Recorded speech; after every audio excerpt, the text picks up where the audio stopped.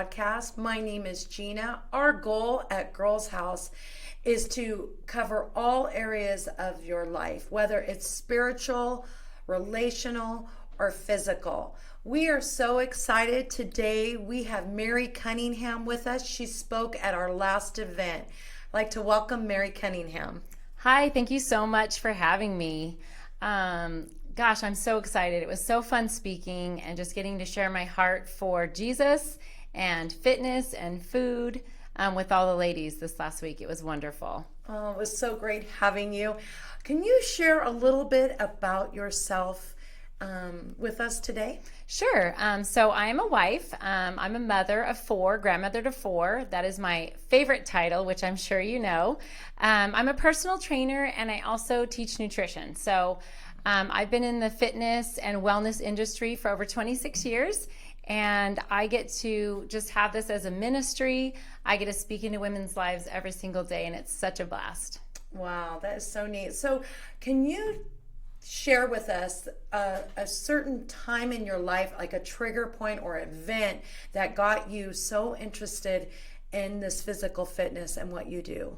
Sure. So I would say for me, I grew up just playing sports. I played volleyball, basketball, softball, and I even did weightlifting in the garage with my dad and brother. I didn't realize all other girls didn't do that, but I did it and it was fun. So it's always been a part of me. It's been very natural for me. And I mean, I knew in high school that I wanted to be a jazzercise instructor. I knew I wanted to just get excited about fitness and get people moving. So it's been in my heart and in my blood every day of my life. Oh my gosh, it's so neat. You talked about like even working out in the garage with your dad and lifting weights. Well, we, Girls House, got to experience that yesterday with you, which was so much fun that we got to come join you. And it was just such an experience to see just the atmosphere and the culture that's built around that. Just almost championing each other to get where we need to go and those certain goals in our life, whether it's physical, and that's what we were going for yesterday. So that was just such a great experience. Well, thank you. I had fun having you guys. It was a blast. I train women only, so it kind of creates a really fun, safe environment for women. But I loved seeing you come yesterday, Gina. I have, here's a mom with her two daughters and grandkids. And I mean, that's legacy, that's generation, that's a lot going on there. So I love that your family takes that as a priority. I know my family does. And it's just really, really neat to see. And it's a really neat thing to be a part of. Yeah, it's so neat. There's so many different things in our society that offers. There's so many different diets. There's so many different ways, programs and different things. What are some practical ways that you can give to us, tips that you can give to us to go about different diets and programs? Okay, so ways to get started. Well, we are definitely inundated. You were right when you said that. We can find it on all social media and every commercial on TV.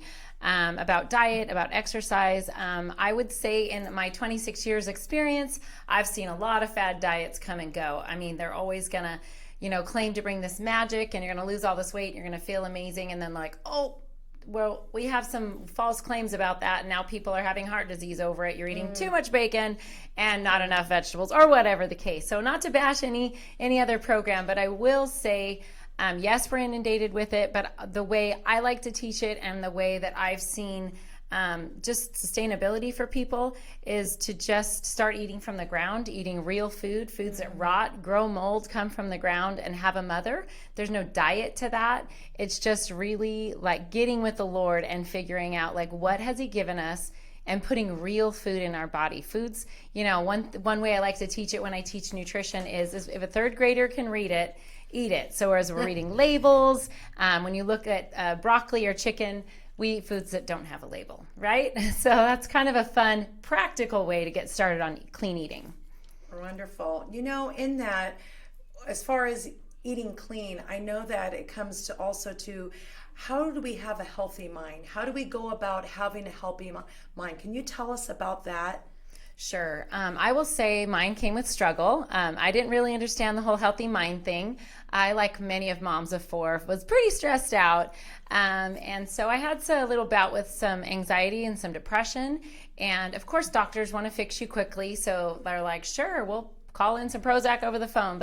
And that may work for some, and that is fine. No judgment. But I know for me, I believe let food be thy medicine. And I have a holistic life and I have a very active lifestyle even back then. And so for me, I knew something had to change. So I had kind of a pivotal moment with having the healthy mind. So I was teaching jazzercise and mom and hard and driving like crazy, doing all the drop-offs, and I was stressed. And so for me, I had this kind of time in my life where I needed to surrender all of it to the Lord. I needed to work out, not to be skinny, but to honor God with my body. And then because I didn't want to do medicine, my whole thing is let food be thy medicine. So I started really researching organic. I started researching clean eating. I got my certification in nutrition, and I started to feel better. So I found the connection of Jesus and food and fitness and how it came together, and it works in my body. So with that, it's so fun to teach it to other women. So I have helped hundreds of women change their life, change their body. So that's been really, really fun. I love it because you just shared basically kind of about the body and the spirit and the soul. So you first literally surrendered to the Lord. And we know as we lay things down, we gain so much more, right? And so freeing. Yeah, it's so freeing. And so I love that because you're just sharing like your very first of your day is actually giving it to the Lord. And that's where your first comes in. And then after that, it's like, you have everything it takes to get where you need to do that day because of what you had just first done. And so that makes such a huge difference, I see, in your life. I mean, I'm witnessing it. And so it's just such a beautiful thing.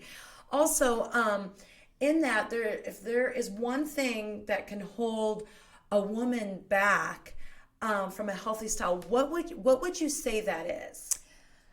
The first thing and the one thing I would say is fear. And we let fear, hold us. We let fear, paralyze us, And so when we are feeling intimidated, we are on social media, we're comparing our worst day when we're haggard in our sweats and babies are crying, and you're looking at a fitness model in the best pair of Lululemons you've ever seen, we're just sitting there comparing, and we're like, oh my gosh, how does she do that? And my life is so horrible. So stop comparing would be the first thing. And then just start thinking like, okay, I want to feel better. I want to do better. And it comes in the mind. You have to have an open mind and an open heart. You have to be ready. You're never going to make a change in your life, whether it's surrendering to the Lord, surrendering your fitness, surrendering your food, unless you are sick of yourself. And I know for me, I was sick of myself. I'm like, whatever I'm doing is not working, so let's try it this way. And it helps. Yeah. Oh, wow. So in your part of your day, what is it all that you eat in your day? What does your day look like as far as when you get up in the morning and when you go to bed, as far as what you eat? Okay, well, my first food is my spiritual food. So it's a true praying time. I have a time of devotion to the Lord, opening up God's word, which is the best food you can put in. And then just, praying and asking God for the desires of my heart and asking him to sustain me today and also give me opportunity to be a light, to be the hands and the feet. And he gives us all of that. So as far as physical food, I start my day with 8 ounces of warm water. I add a teaspoon or tablespoon of honey and a heaping tablespoon of apple cider vinegar. And that's a tough one. Don't tune out. Stay with us. Apple cider vinegar is not for everybody, but it's something that works for me. And it's definitely something I teach to all my clients. I believe in organic coffee. There's more pesticides in coffee than anything. So if you're going to change one thing, try to change your coffee. So I do a cup of organic coffee with a little bit of almond coconut milk and cinnamon over the top. Cinnamon is going to help stabilize our blood sugar levels. So we could do cinnamon on all kinds of things throughout the day. I do something called a power breakfast, which is a half cup oats. I do either steel cut oats or gluten-free oats from Trader Joe's. I add in a tablespoon of coconut oil, wheat germ, bee pollen, I add a couple or a big handful of blueberries. They chew the fat out of your belly. So I'm giving you tips as I go. Sorry. And then a few walnuts, because walnuts are that healthy fat, but they also, if you think of the walnuts, shaped like the brain, and I need a healthy brain, and I need my brain to function, and I need stress to not be there. So that's kind of my power breakfast. Sometimes I'll have egg white on the side because I need a little more protein. After my workout, I do a green smoothie. And this is like, I have a list of 10 foods I try to get all my girls on my challenges. I want you to eat all these things, and you could knock off like 5 just in this one meal. So I do 8 ounces of the almond coconut milk. I put in 2 scoops of organic protein, 2 big handfuls of frozen greens. And if you've never bought that organic power greens from Costco or wherever you're at, buy those suckers, throw them in the freezer, and they're ready to go for smoothies. So many people let their vegetables go bad, and when they're starting to get a little south, you can start freezing them, and now you've got fruits and veggies for a smoothie. So I will either add in some fruit if I'm doing a vanilla fruit veggie, or if I do chocolate, I love my chunky monkey, I called it. Won't make you chunky though.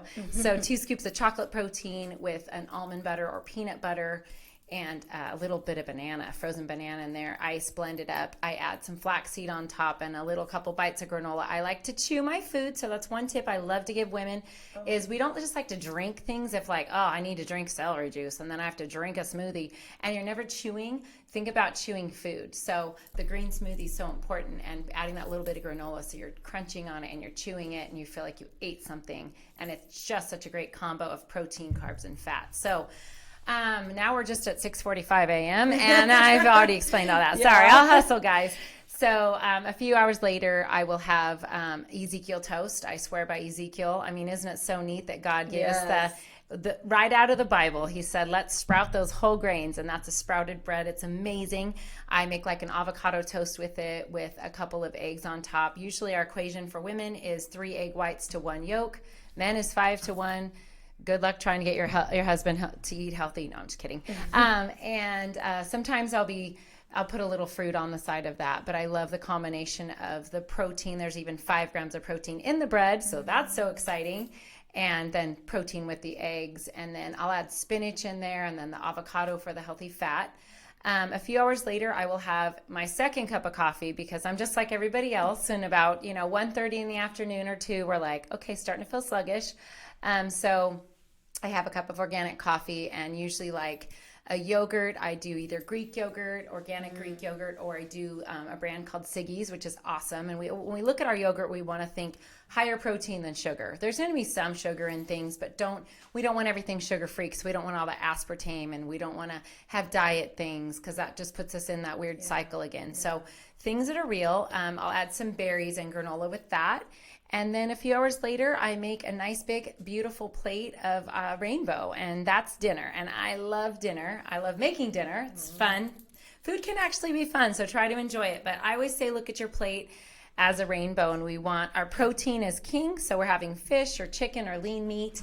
And then we eat a lot of broccoli. We have steamed broccoli or roasted broccoli almost every single night at my house. So some kind of vegetable, and then a nice big salad, the spinach and sometimes nuts and berries, and adding that olive oil and vinegar. Our dressings are usually what's loaded with so many MSGs and GMOs and all the things we're trying not to do. So I'm a huge fan of extra virgin olive oil with the balsamic. And then sometimes it matters what time I eat, but if I need protein before bed, I make those, you guys tried my truffles the other day. Yes, those are loaded with protein great. and flax and all the things. So sometimes I'll have 1 or 2 of those in the evening, or I'll have like a half cup of cottage cheese, because we need protein before bed. I was kind of raised in a house where you watched, like, I don't know, your show, whatever your show was, Different Strokes. No, I'm just kidding. I don't know, but you'd have like popcorn or pretzels, and it's kind of like carbs and laying around, and because we want munchies kind of at night. So sometimes just finding like those healthy, no-bake type protein treats, so we have things on hand. And that's what I love to teach people with nutrition, is like, let's make healthy things and have them on hand, so that I'm not grabbing at the junk. So that's my day in a nutshell. And I drink a lot of water. So water's huge. My workout girls, I'm thinking like a gallon a day, and if not 2 to 3 liters. So drink water, get water in your body. Wow, that is so neat. I love all the different resources that you just shared with us as far as what your day consists of. That's amazing. And definitely how would you go about encouraging somebody to keep focused through the process of dieting? I mean, I did hear you just definitely share just definitely the process of your day, but with somebody coming into it that's never had that kind of nutrition into their life, how would you encourage them to get there? So I would say, you can't help somebody who doesn't want help. So you can't force this upon anybody, but I will say, the first thing is just like first giving it to the Lord. Like maybe you've done all these diets and you've done keto and you've done Atkins and you've done South Beach and it just matters what decade it is, but they're all pretty much the same thing. And then, have you ever, and I always ask women, have you ever given it to the Lord? Have you ever said like, hey God, let's start a new eating program, and I kind of want you in the equation. You're kind of like the king of self-control. It's one of your fruits of the spirit. So I like to bring him along with, and I like to teach women to do that. And then just like finding good accountability in your life, finding people in your life who are like-minded, who want to maybe take the journey with you. And I don't mean forcing your husband and forcing your children, because they're not great at accountability. They want to go to Starbucks with you. I'm talking about like finding your tribe. We as women need to be encouraged. We need a tribe. We need a team. And that's kind of cool what Girls House is about.